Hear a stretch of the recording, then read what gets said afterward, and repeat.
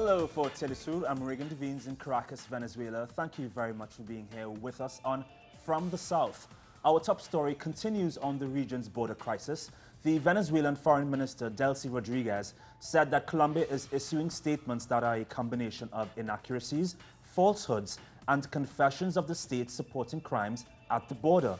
Rodriguez said the government would resort to international organizations to seek compensation for the more than 5 million Colombians in Venezuela who fled Colombia due to war, violence, and poverty.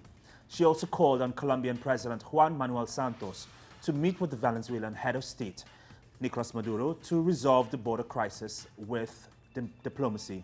Santos said he is willing to meet with his Venezuelan counterpart.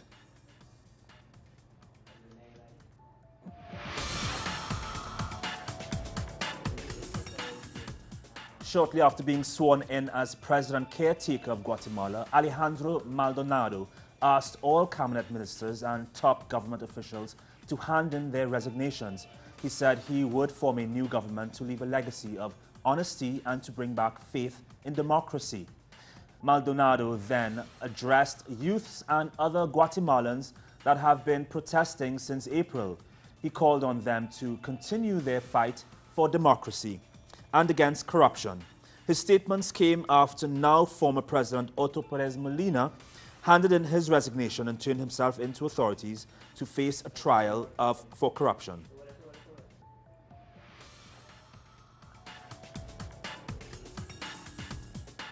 The former Guatemalan President Jorge Serrano, who was driven from power in the 1990s, warned that the current corruption scandal which led to the downfall of President Otto Perez Molina is only just the beginning.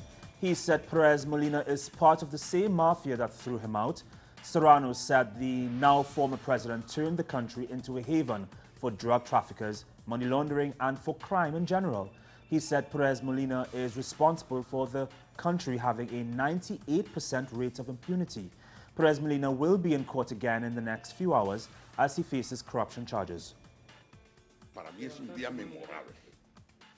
It is a memorable day for me because the hijacking of Guatemala started when they threw me out. The same mafia that threw me out. Those being taken from power now are the same who threw me out.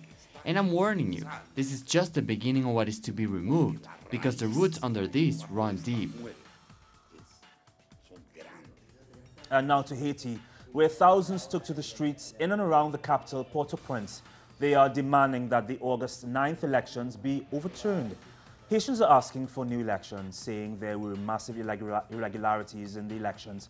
Electoral authorities have already called for a revote for 25 voting centers out of a total of just over 1,500. Only 18% of registered voters actually went to cast their ballot.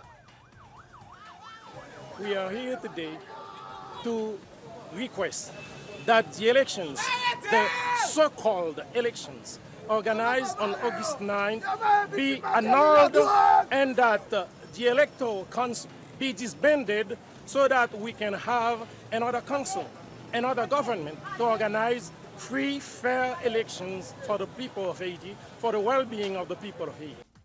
More than 3 million Hondurans are facing hunger. This is because the country is affected by its worst agricultural crisis ever, and campesinos lay the blame squarely at the feet of the ruling government.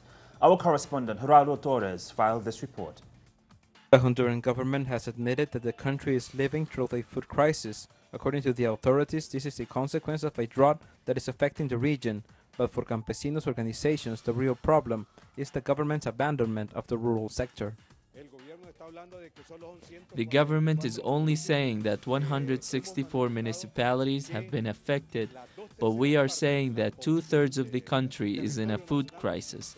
We are talking of 400,000 small producers' families, and each family has at least 5 members. We are talking that at least there are 3.2 million Hondurans living in a situation of poverty and hunger. The government has promised a fund of $5 million in loans to help the small producers face the drought, but the money never got to them. Campesino organizations are demanding support to produce, and they say they are the only people who can bring an end to the food crisis in Honduras. We are not asking for them to give us something for free. We want to have support so that the campesino movement can be strong again. Because we, the campesinos, are the ones that feed the people, and not the corporations, that only are trying to send away all our resources, and they don't care if they transform our land in a desert. They don't care for the people. For us and our families, they don't care if we don't have what to eat. The campesinos presented a manifesto that says that the hunger in Honduras is a consequence of the neoliberal policies that abandoned the small producers and only benefited transnationals, and their monoculture won't solve the food needs of the country and are also destroying the environment. They are calling for pressure actions to get some support from the authorities. Gerardo Torres, Telesur, Central America.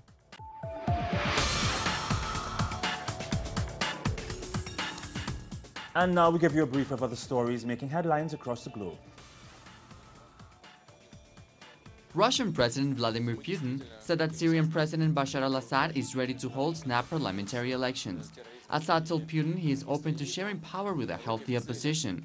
Moscow has made it clear they are against US-backed intervention in Syria that seeks to topple the government of Assad. Putin also addressed the issue of terrorism. He said he has talked to US President Barack Obama regarding the need for international unity against terrorism. We really want to create some kind of an international coalition to fight terrorism and extremism. In order to achieve this goal, we are holding consultations with our American partners. Personally discussed this issue over the phone with the United States President Obama. I have discussed it with the President of Turkey, with the Saudi Arabia leaders, with the King of Jordan, with the President of Egypt, with our other partners. The UN High Commissioner for Refugees criticized the European Union's approach to the refugee crisis. The head of the Commission, Antonio Gutierrez, said the measures taken by 26-country bloc was insufficient. He called on the region's countries to accept 200,000 refugees. This said European countries' piecemeal or incremental approach to the crisis was insufficient. German Chancellor Angela Merkel said her country is doing their share. We can manage this because all the levels of German governance are working together and discussing how to share out the burden. Because we have to find new ways of doing things in the face of 100,000 people arriving this year. The UN Security Council will this month hold meetings on the settlement of conflicts in the Middle East and North Africa.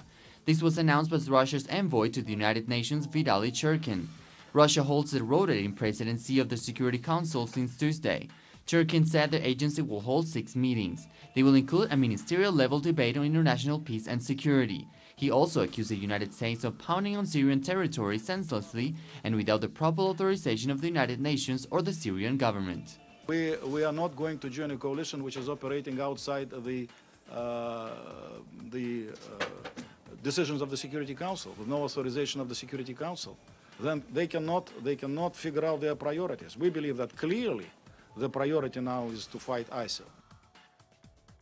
The wall the U.S. began constructing on the borderline with Mexico has failed to control migration and instead has caused a rise in deaths of people attempting to cross the border. The issue of completing the construction of the wall is now in the center of debate ahead of the 2016 presidential elections. Several Republican candidates have suggested the walls are a key solution, but history proves this is ill-advised, costly, and has environmental implications. Mexico and the U.S. share a 2,000-long border.